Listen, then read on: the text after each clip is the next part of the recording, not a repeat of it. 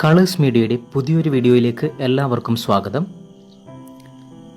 ഈ ചൂട് കാലാവസ്ഥയിൽ ശരീരത്തിന് തണുപ്പ് പകരുന്ന, അതുപോലെ കൂടുതൽ ജലാംശം ലഭിക്കാനും നമ്മെ സഹായിക്കുന്ന ഒരു ഫലവർഗ്ഗമാണ് ഷമാം എന്നറിയപ്പെടുന്ന മസ്ക് മെലൺ.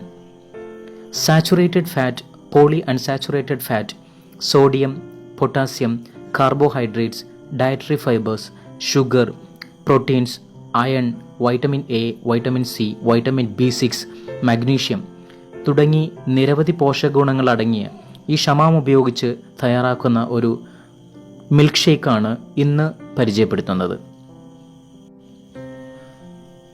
വീഡിയോയിലേക്ക് പോകുന്നതിന് മുൻപായി നമ്മുടെ ചാനൽ ഇതുവരെയും സബ്സ്ക്രൈബ് ചെയ്യാത്തവർ ഉണ്ടെങ്കിൽ ദയവായി ഒന്ന് സബ്സ്ക്രൈബ് ചെയ്യുക. അതുപോലെ തൊട്ടടുത്തുള്ള ബെല്ലൈക്കൺ കൂടെ ഒന്ന് എനേബിൾ ആക്കി വയ്ക്കുക. അപ്പോൾ വീഡിയോ ഇഷ്ടപ്പെട്ട ലൈക്ക് ചെയ്യുക, കമൻറ്റ് ചെയ്യുക, ഷെയർ ചെയ്യുക.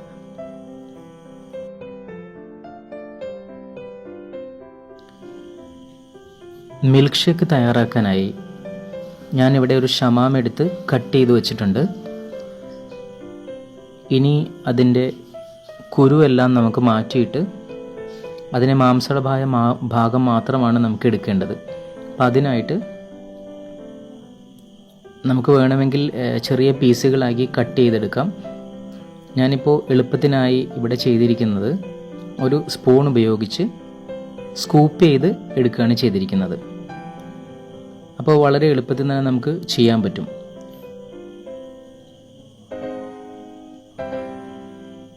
ഇനി അത് ഒരു മിക്സിയുടെ ജാറിലേക്ക് നമുക്ക് ഇട്ട് കൊടുക്കാം.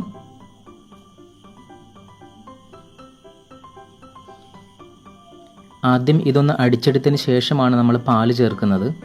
അതല്ലെങ്കിൽ അരയാതെ അതിൽ കട്ടയായിട്ട് കിടക്കാൻ സാധ്യതയുണ്ട്. അതുകൊണ്ടാണ് ഒരുമിച്ച് അടിച്ചാലും കുഴപ്പമില്ല. ഇനി അതിലേക്ക് നമുക്ക്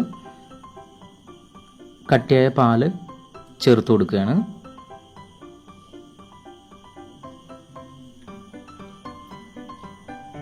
ഇനി ഷേക്കിന് ആവശ്യമായത്ര പഞ്ചസാര കൂടെ നമുക്ക് ചേർക്കാം.